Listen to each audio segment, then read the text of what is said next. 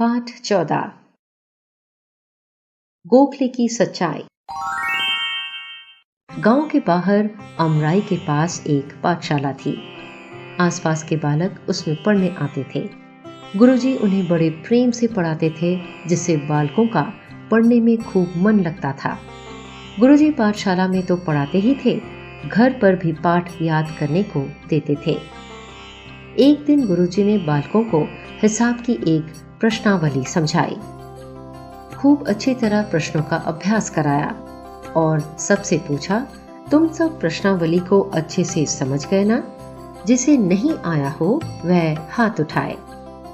किसी भी बालक ने हाथ नहीं उठाया। गुरुजी बहुत खुश हुए। उन्होंने कुछ प्रश्न बालकों को घर से हल करके लाने के लिए दिए।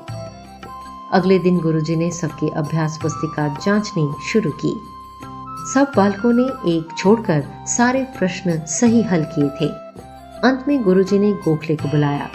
गोखले, तुम आओ, देखें तुमने प्रश्न हल किए हैं या नहीं।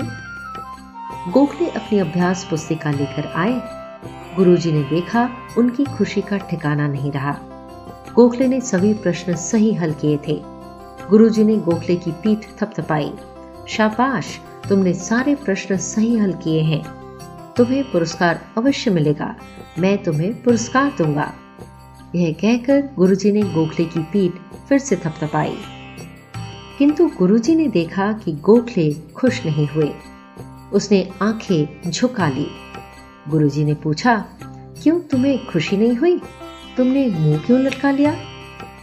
गोखले ने आंखें नीची करके कहा, गुरुदेव, मैं इस पुरस्कार का हकदार नहीं हूं।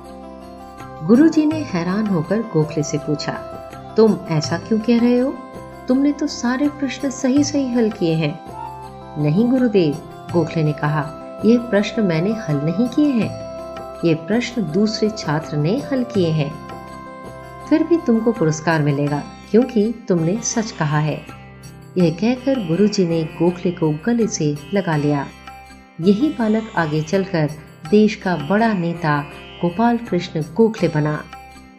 संदेश: सच बोलने वाले की सदा विजय होती है और सभी उसका सम्मान करते हैं।